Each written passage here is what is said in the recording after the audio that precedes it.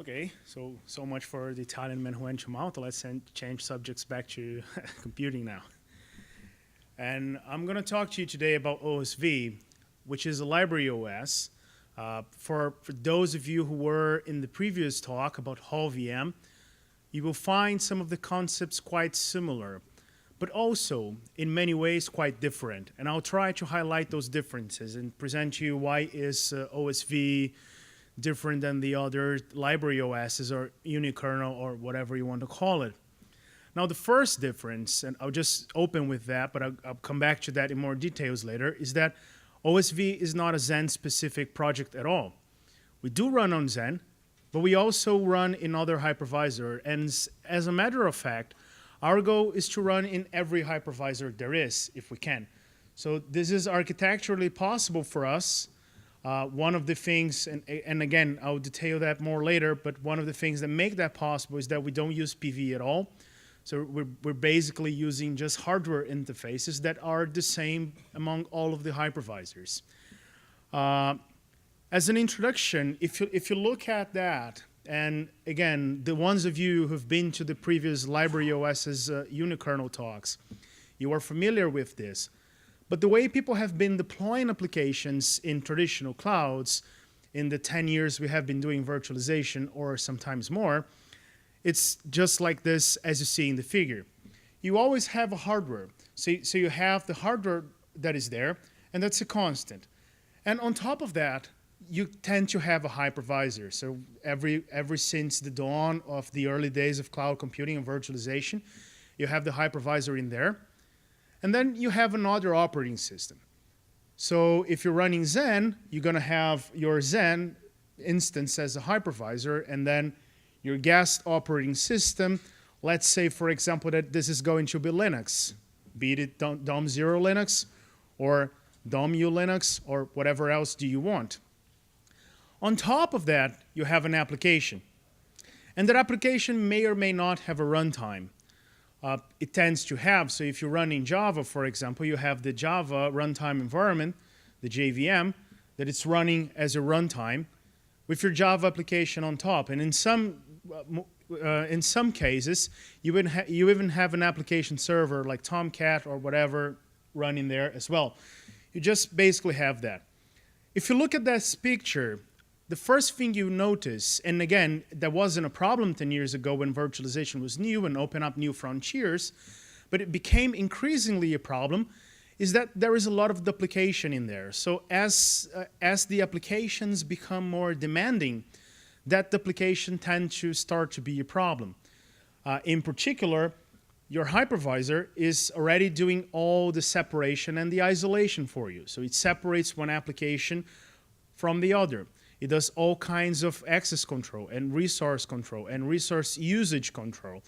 And then on top of that, you put an operating system that even if you're not doing this, it's an operating system designed to do all of this, right? And that imposes some design restrictions on the operating system as well.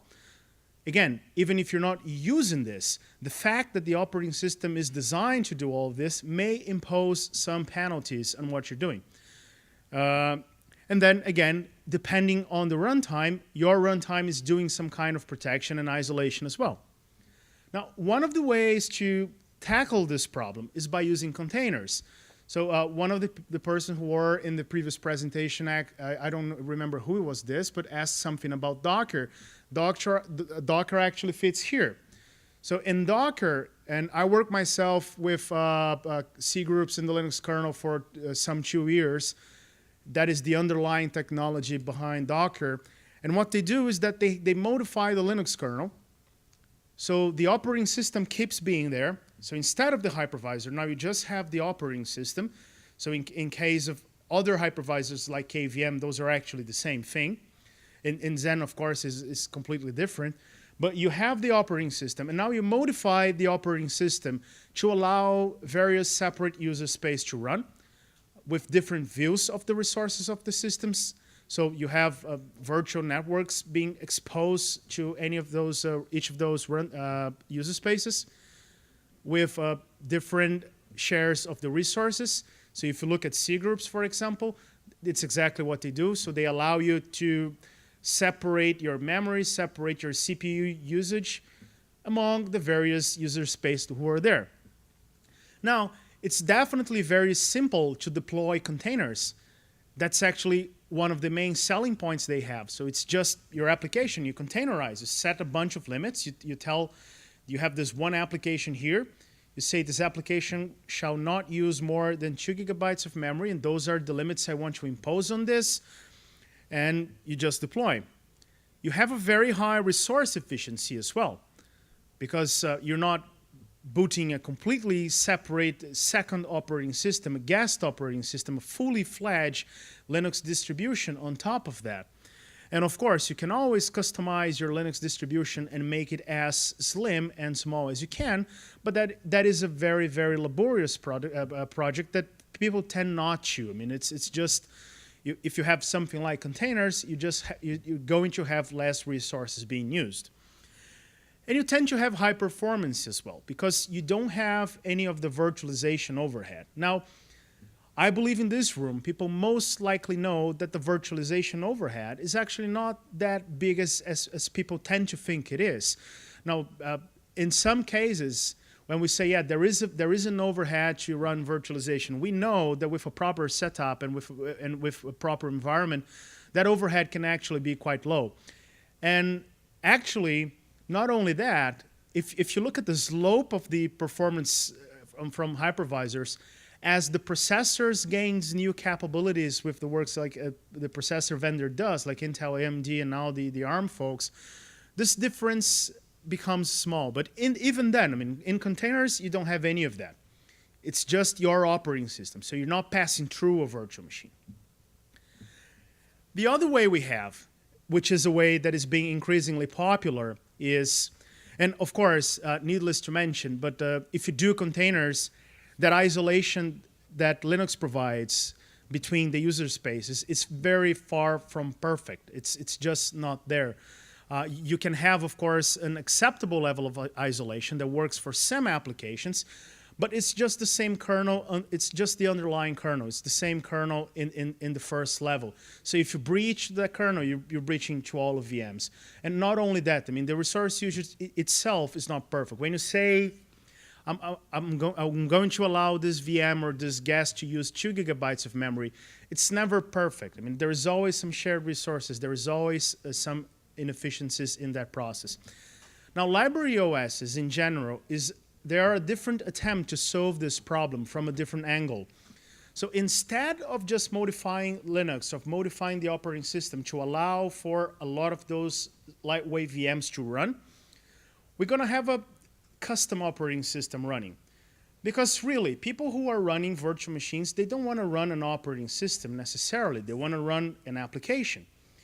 And they are usually already deploying one application per virtual machine. That's just the natural way to do in many instances. So what you do is you basically just merge the runtime with the operating system. You boot this new guest operating system. And the reason I actually prefer the term LibraryOS than unikernel is that the fastest and more precise way to understand what's going on here is not to think of this as a guest operating system, but to think of this as a library that you link your application against, and now your library is able to boot directly on the hypervisor. In the case of Mirage, for example, or HallVM, or any of the others, it's a library. It's one of the many libraries that your application uses, and once you link against that library, now you can boot directly on Xen. Or in the case of OSV, now that you link your application against this library, you can now boot everywhere in any hypervisor. So the architecture of OSV a little bit.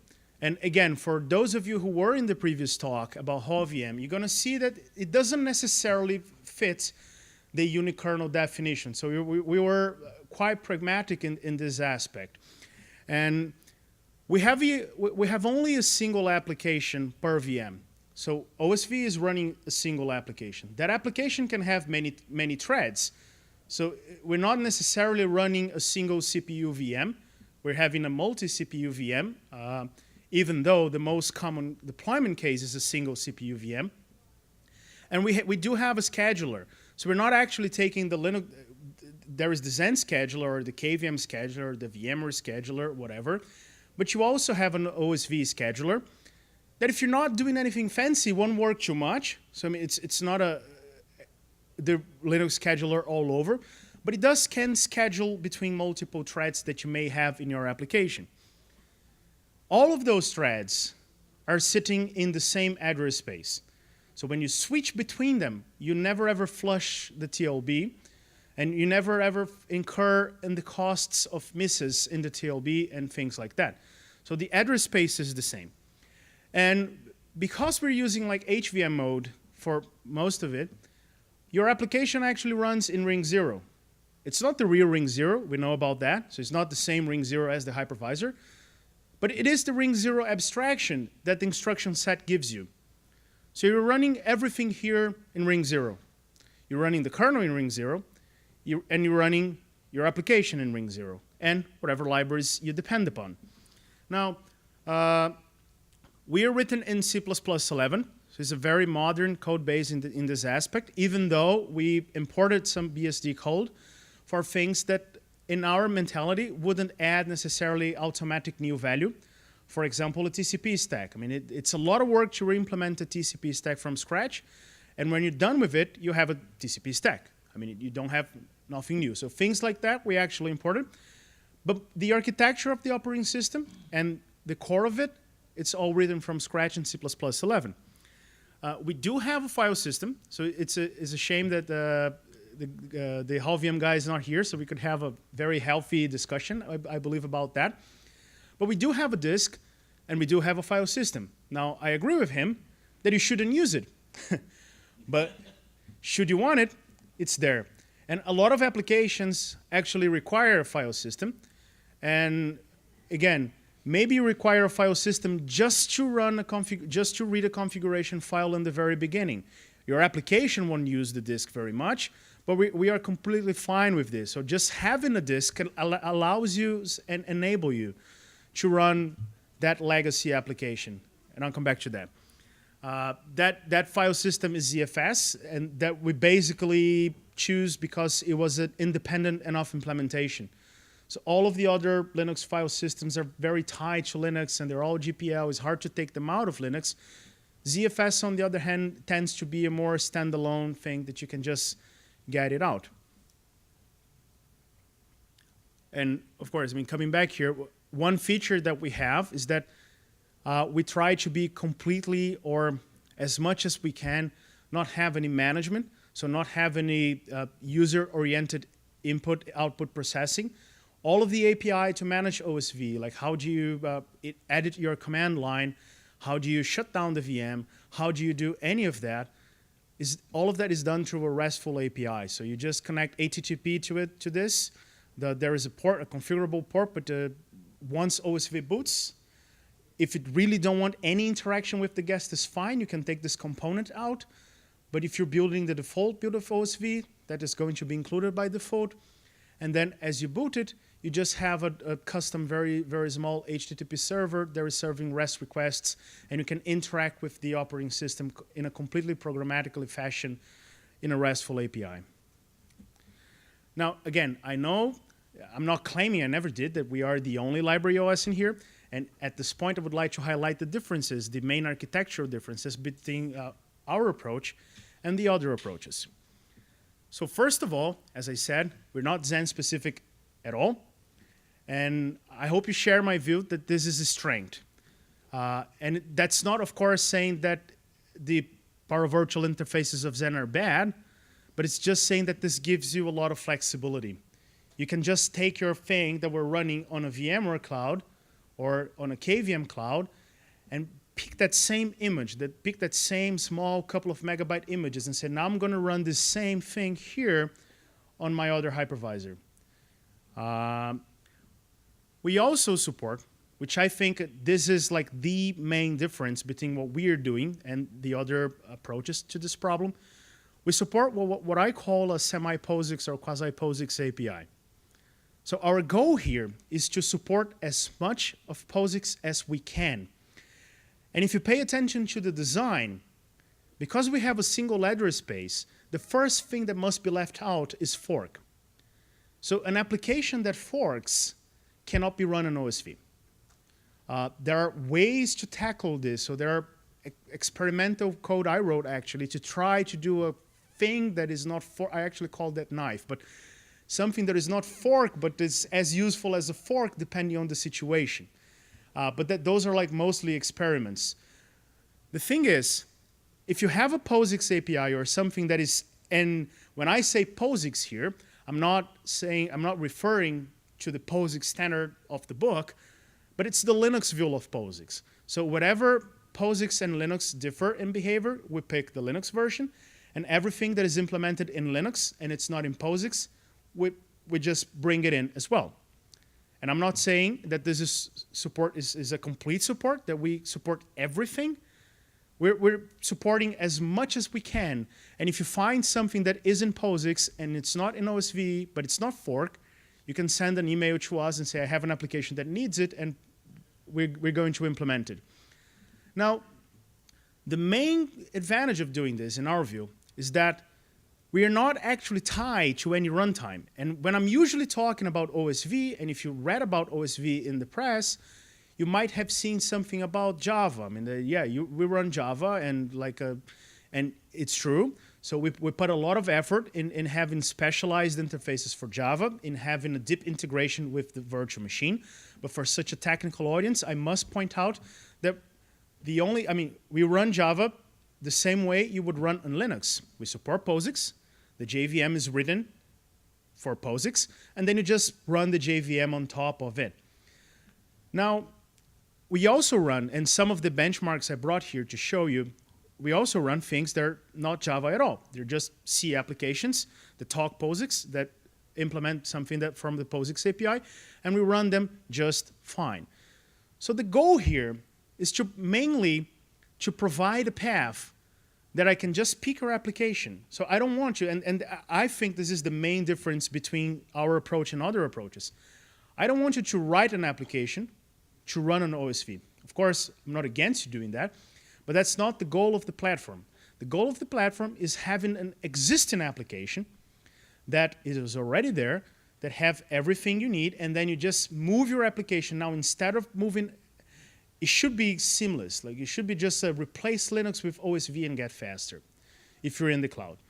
Of course, we know that there is this thing called reality that sometimes poses additional problems and bugs and misbehaviors, but that is the goal, and for the most of it, quite achievable.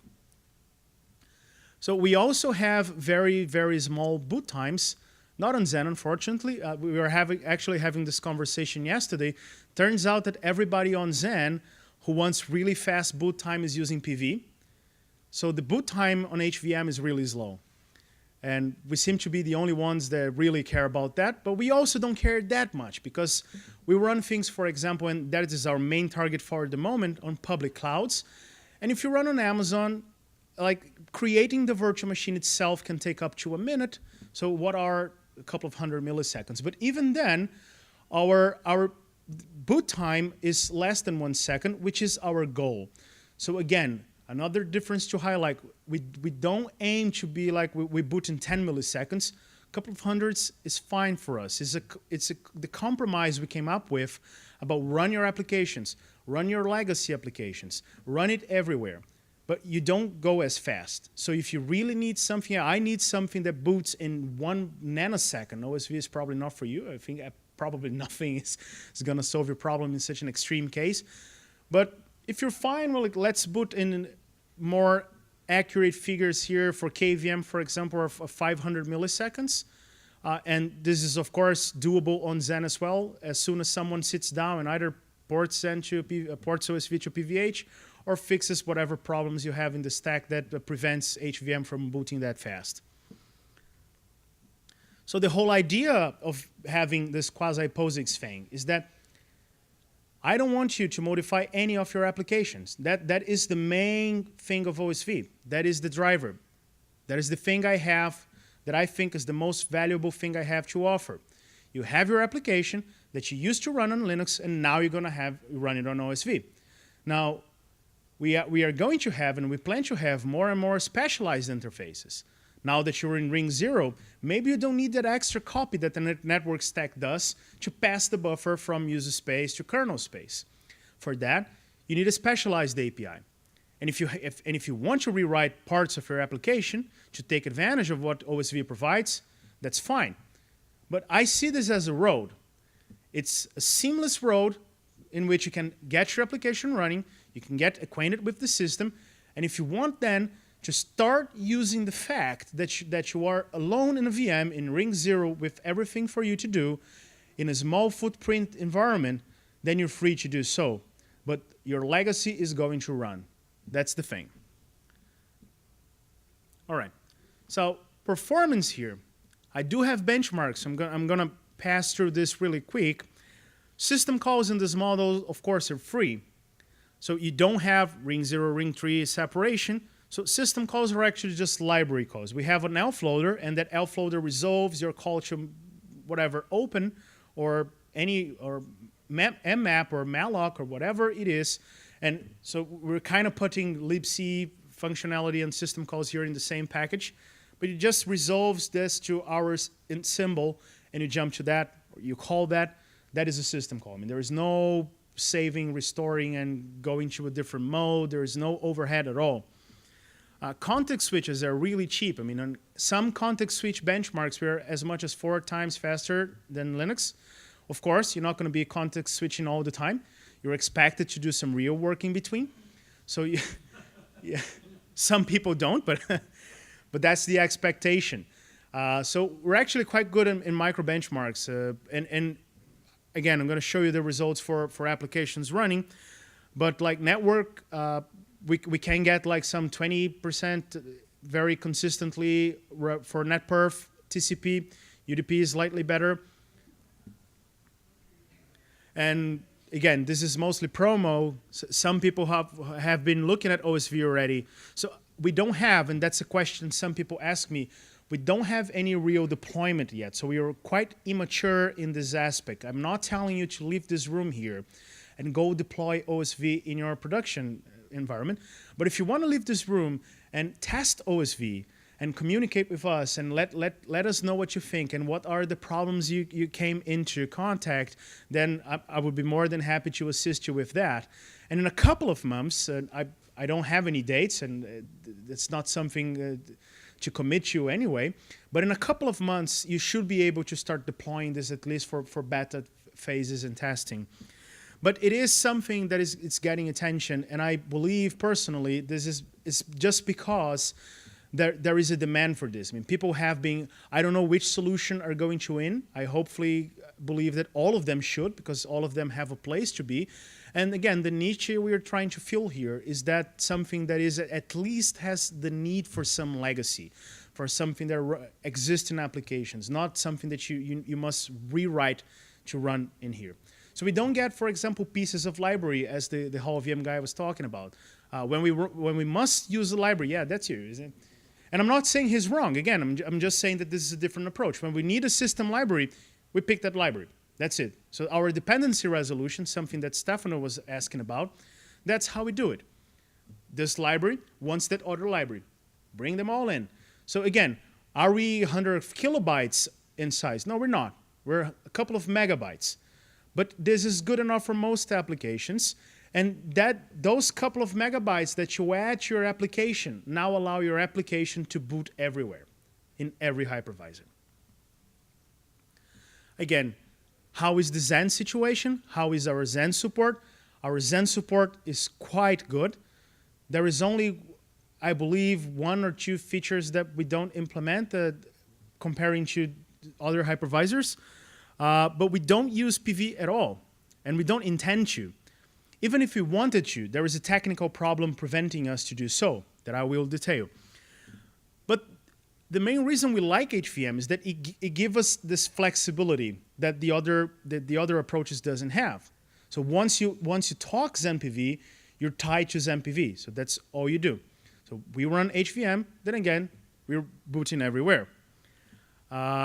So I already told you that we do have a problem with boot time. So if I was going to show you now, which I won't because of the time, there's just OSV running on Xen, you're gonna notice that it's taking some time to boot. But other than that, once you're booted, we do have everything. So technically, we don't run HVM, we run PV on HVM, which is all the devices. So we have XenFront, we have all the XenFront devices, BlockFront, NetFront. We do support the Xen clock, for example. We do interrupt injection as well. So we don't go through the interrupt controller. We use the event channels. So everything that is available on PV on HVM we use. So all the enhancements that there are available we use, except for PVH. So PVH is technically viable. The only reason we don't have is that we currently not, I mean, it's not urgent for us, but if any of you here feel hooked to OSV and say this is a nice thing to do and I would like to try it out, but PVH is something that I would need to have for my deployment, again, we take patches and we're more than happy to enhance our community with Xen folks. That's one of the things we're lacking. I mean, we don't have too many Xen folks. I mean, we're trying to interact with Xen more, but we're not having the opposite. I mean, part of that because, I mean, that's the first time I'm having the opportunity to speak. So I'm hoping to change a little bit of this at this moment. Again, PV is out of the question, really out of the question.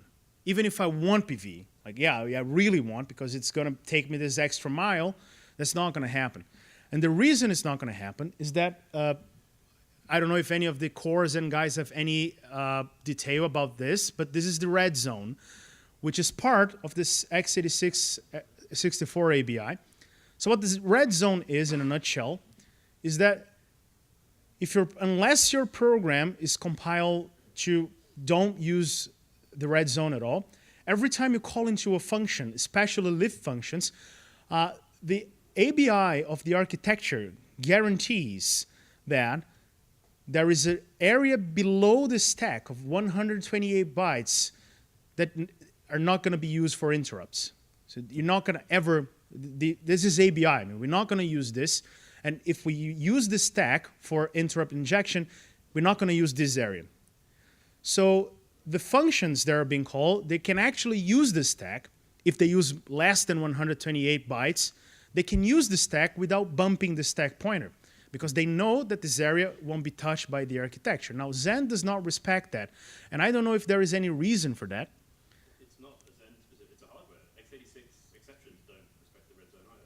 Oh, they do. Take an interrupt from kernel mode. Linux is built with no red zone. Okay, but yes, but that's only on Xen, as I'm telling. No. So again, this is a user-spaced ABI. Yes.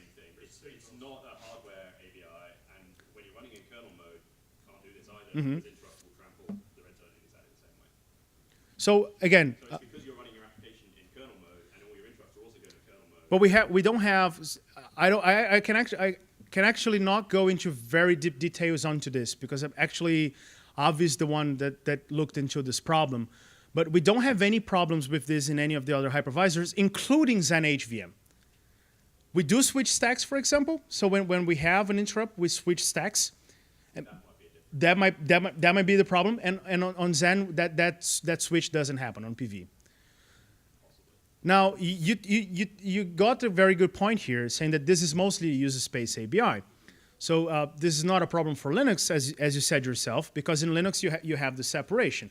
And of course, we can compile OSV not to use the red zone. I mean, we can do that. But because we're trying to get some legacy running, I just cannot force you to recompile. I mean, most of the applications will have to be recompiled. But then again, you have to recompile everything, and we don't want to recompile the libraries, for example. We want you to just bring in the libraries. So all of that together, and I have to look into this problem. The actual problem with the red zone, if you're right, I mean, might be just the fact that we cannot switch to a different stack, while in hardware we can. But what we saw is that PV basically destroys the area reserved for the red zone, and it's not going to happen because of that, be it because it doesn't respect while the other does, or be it because we cannot switch stacks or something like that. But also, PV is very costly. PV is a very costly thing to implement. So I personally, and you feel free to disagree, I personally don't think that this is going to have any value for like 2014. PVH is a different story. That has a lot of value, but not PV. All right. So will my application be fast if I run it on OSV? The short answer is yes, and the short answer is also no. So it actually, of course, depends on what your application are doing. There is no miracle here. I'm not claiming any of that. So just like for parallel processing, if your application is spending 80% of the time doing serial processing, the biggest speed up you can have from parallelism is 20%. Same thing here. If you're in user mode 90% of the time doing number crunching, there is no magic. There is nothing I can do for you. But if your application is latency sensitive or OS spends a lot of time in system mode, networking applications tend to be in that second bucket, like using a lot of the TCP stack, then there is a lot of things we can do. We do see that the POSIX API imposes some limitations. One example I have of that is the send-receive API for networking. So we are architecturally capable of doing full zero-copy networking. Because we don't have the user space, kernel space separation, your buffers can just go in and out. There is no need to copy. But because the TCP stack expects the buffer to stay around if it needs a retransmit, you actually have to copy. The only way to bypass this is by having a specialized API where you, the caller, know that you should not touch that buffer before I acknowledge to you that this is retransmitted. So there is a whole bunch of API, there is a whole bunch of possible speedups that you're not getting if you're just using the POSIX API. And again, that's our goal. You use the POSIX API as much as for your legacy, but then you enhance your application. I mean, what we want to do is like lower the barrier of entry. So you get the barrier very low. You're going to be running on OSV, and I know that there are people in the audience who actually tried.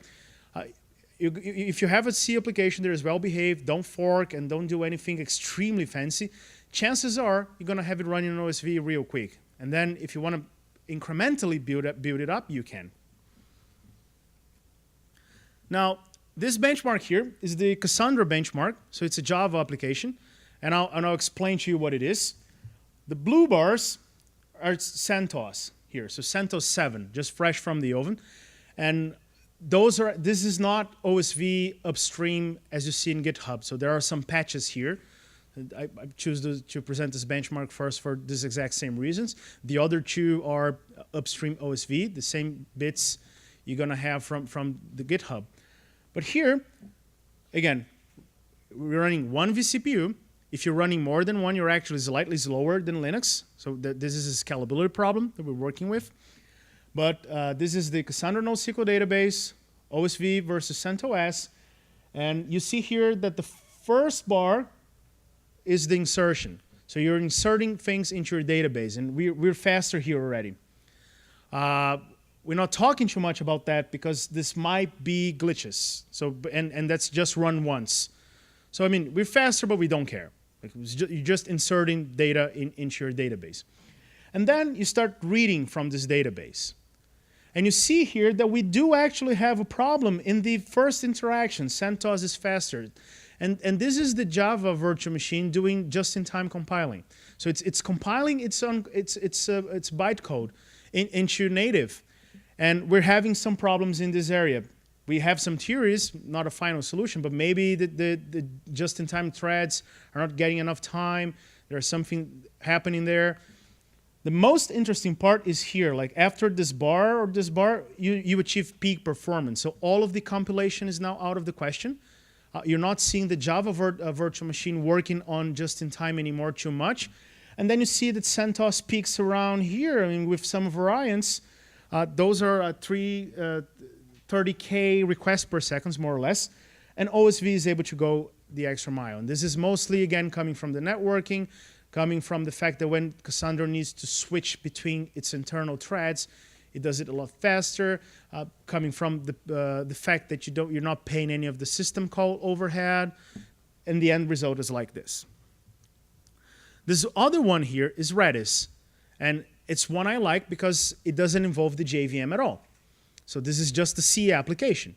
And again, if you want to run a Haskell or OCaml or whatever in OSV, we're not doing this, but you can as long as you have the runtime running. And Redis is also an interesting application because it forks, but it forks to achieve disk persistency. So again, here comes the disk.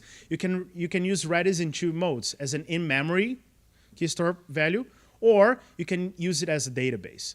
So using Redis as a database in OSV is not supported because the way they implemented this is by forking and having this background process now relying on the copy on write semantics of the operating system to dump the database to memory while getting new requests. And actually the save command works. If you want to type save in the Redis command line and persist the database, you can, but you're not going to get requests while you do this. Again, this is okay for maybe a huge percentage of the Redis users. I can either manually save it, or I can just use as in memory as I do anyway. And this is so the previous benchmark was running on KVM. This one is actually running on Xen. And we're comparing here against Ubuntu. So we're comparing against a variety of guests. And we actually found out that the performance of the Linux guest is a lot more broader, the difference, than we expected. So that's part of the reason we try many of them and try to see, we always try to beat the one that is best for this workload. This is like the latest Ubuntu, so the latest, one of the latest kernels you can have, like 14.04. This is running on Xen on Amazon. So we pick big machines on Amazon just to have a better HVM, because on Amazon they have the situation. If you pick a very small VM, sometimes they support HVM, sometimes they don't, and even when they do, the hypervisor is quite old and not all the features are there. So we pick a big machine just to guarantee that their HVM support. Most of the CPUs here are not being used because Redis only uses 2 of them at the very most. And they do guarantee in those instances 10 gigabit networking. The other, if you look at the list, they say this network performance is moderate. They say, what does moderate even mean? I don't know. And for those instances, they say 10 gigabits. So I actually prefer a number than the word moderate because I understand what it is and I can do math with it. But so we do have some problems. So it's not actually possible to see. We have a blog post about it where you have a lot more details. We do have some problems here in this range. So those benchmarks are receive side heavy. So you're receiving a lot of data. And those benchmarks, you are receiving a little bit of data and transmitting back a lot of data. So our receive side is quite good. And our transmit side is not that sweet. And that benchmark was actually perfect for us because it allowed us to see that, oh, all right, we're really good, but we do have a problem in here. So this bar, if you can see here, it's hard to see because of the scale it takes, but this bar here, OSV is slightly slower, so it is for all the others. But for most of the benchmarks, and they are like, the first 2 are just ping, those are just latency benchmarks. But then you have get and set, increase, push, pop, sadd, and spop, so they're all Redis-rich operations. And again, there are no tricks being played with Redis here. There are no, just nothing. You just compile Redis, build it as an OSV image, deploy it to Amazon, and you get faster. So the numbers here, they're up to 80% faster in the case of Ubuntu, in the case of those operations. Memcached is the final example, as some of you asked already. And the case of Memcached is the most interesting one because Memcached is an application that is simple enough that we can actually rewrite it. And we can rewrite it using not the POSIX APIs, but different set of APIs. So what we have here is Memcached running on Linux 3.13. The other bar is Memcached running on OSV. Again, the same way I run Redis. Pick it, compile it, run it, fire it. And you see already some 20% improvement. This is one of the oldest benchmarks we have, and this is Fedora. Our implementation is already slightly faster than the base Memcached. And it's a single CPU only. And this is running our implementation using a socket API. So again, you always can have benefits by rewriting the application if you do it properly. But you can see here, and that's the interesting part, the difference between here, and if you use the specialized API. So those are like 4 times improvement because you're not doing any of the network copying. You're just passing pointers around, and memcached is all about the networking. So this is all I had for today, and I think we have time for questions, right? Or, we're about 10 minutes over. oh, I'm sorry about that. So we do not have time for questions, but I'm happy to talk to you outside. Thank you.